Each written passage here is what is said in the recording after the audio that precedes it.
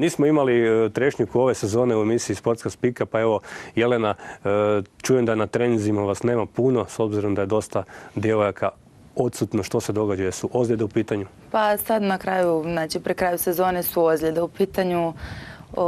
Nema nas puno, ali nastojimo na treningu što više se organizirati da ipak prije utakmice je to da uspijemo nešto, nekakvu taktiku složiti i tako. Spomenula je Janja utakmicu već sutra, o čemu se radi, kakva utakmica, ko je protivnik? Sutra je utakmica sa Samoborom.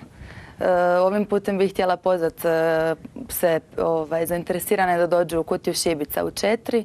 Biće, vjerujem, zanimljiva utakmica. Oni su zanimljiv protivnik. Samoborke ove godine zaista dobre i u prvenstvu, ali i u ovom Challenge kupu. Pa evo kako je Jelena rekla, evo, može i Janja pozvati gledatelje i može li se ovako ranjena Trešnjinka uopće suprotstaviti jačoj ekipi? Pa dobro, do sad se puno puta pokazalo da svako može svakog dobiti u ovoj ligi za prvaka. Samoborke su zbilja kvalitetan protivnik, dobro igraju u domaćem prvenstvu, i jako dobro u Challenge kupu, igraju finale. Mislim, zbilja su ugodno iznenađenje. Ja im želim svu sreću da probaju osvojiti taj Challenge kup. A sutra, dao Bog da su i možda misli malo više u Challenge kupu, pa da ne znam, nehotice to su malo manje koncentrirane na nas, ali mislim, trenutno kako je stanje u našoj ekipi i kako je u njihovoj, mislim da su oni apsolutni favorit, ali mi smo pokazali da i protiv Zeline u gostima da možemo iznenaditi, pa daj Bože da se to ponovi i sutra. Niko sretniji od nas. Hoće li biti dovoljno igračica za zapisnik? Biće. Hvala Bogu, ima i mlađih cura tu, pa nekako ćemo se pokrpati. Znači, zato treba dati 150% svako od sebe. Neće morat Mirjana Ognjenović se da možda vas pojača. Ne znam, nemojte da vas čuje, ko zna. Da. Zezamo se malo.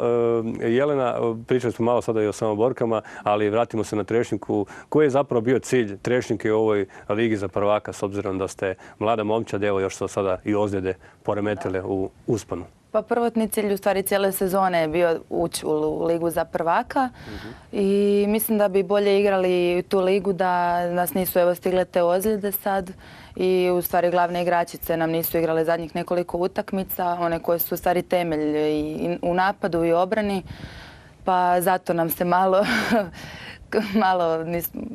kako da kažem, nismo... Poremetila koncepcija igre. Poremetila nam se baš to koncepcija igre i to, ali šta je tu, još su 3 utakmice i sve je moguće.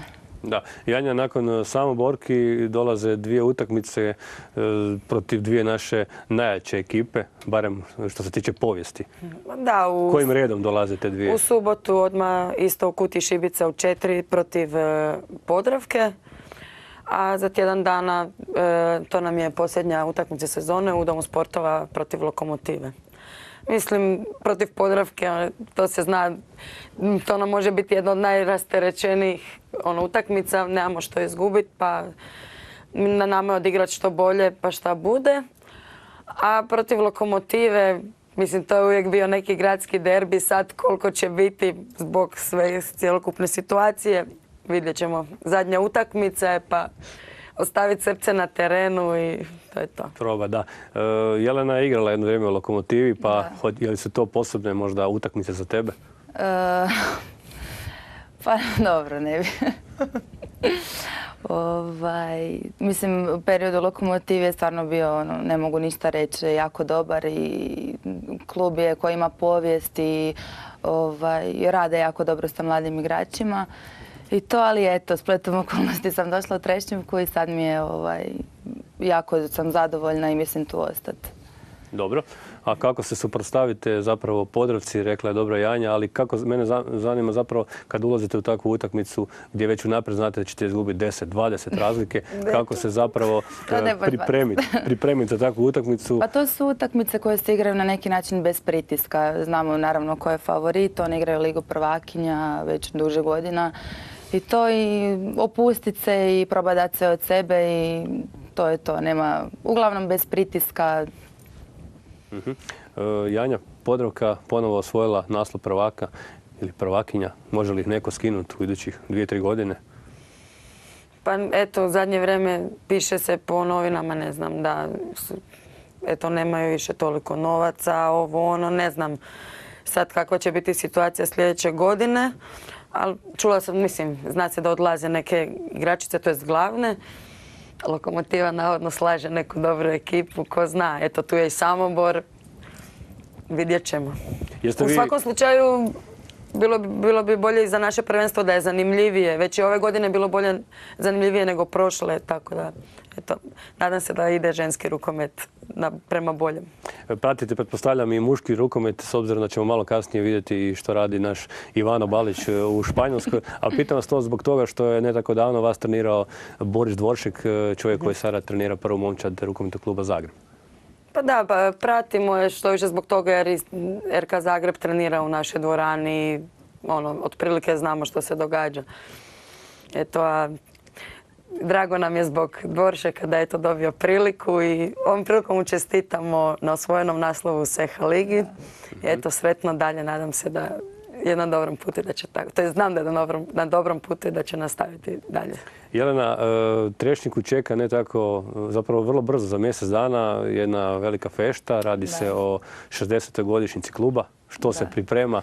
Pa evo, priprema se jedan međunarodni turnir. Dolazi nam jedna ekipa iz Italije, Cassano, Krim nam dolazi i Hypo iz Austrije, iz Beča, a naravno i uz naše domaće ekipe Sesvete, Lokomotiva i naravno mi kao domaćin, pa mislim da će baš biti zanimljivo. To je 21. i 22. svibnja u Kutiji Šibica se održava. Da, veliki zapravo jubilej, 60. godišnjica.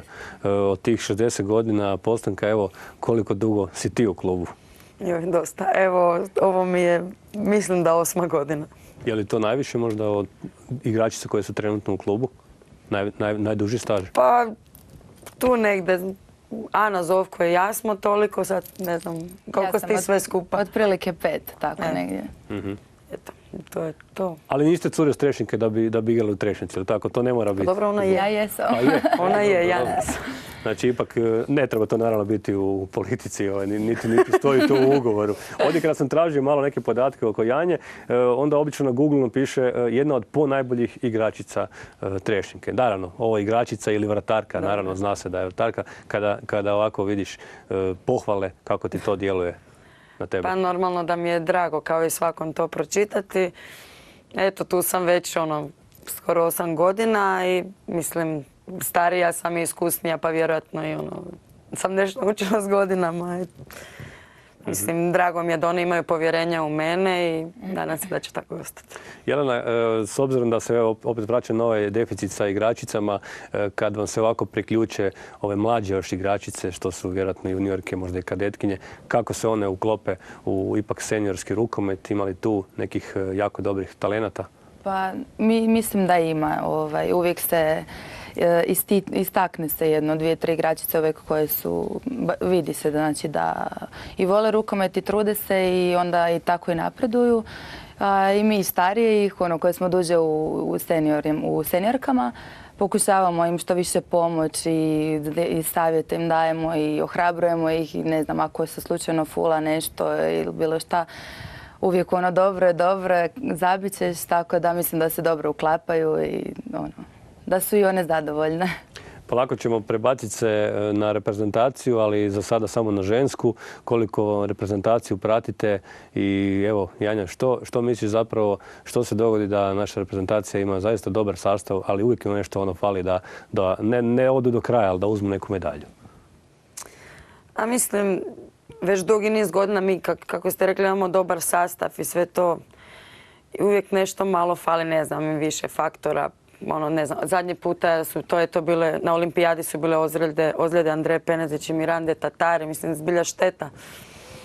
Ali, eto, mislim da bi trebalo davati malo isto veću šansu nekim drugim igračicama, a ne opet raditi bazu na njih 7. Da se ne dogodi baš to, jedna se povrijedi i cijeli sistem pada u vodu. Eto, mislim, ali da imamo kao svjetlu budućnost i šanse za napraviti neki rezultat imamo. Jer se Jelena slaže sa konstatacijom kolegice Janje, ima šta za dodat. Kako ste kad gledate te utakmice reprezentacije, jel burno navijate? Joj, da. Ne može se to mirno gledati uvijek. Da. Ne može se, da.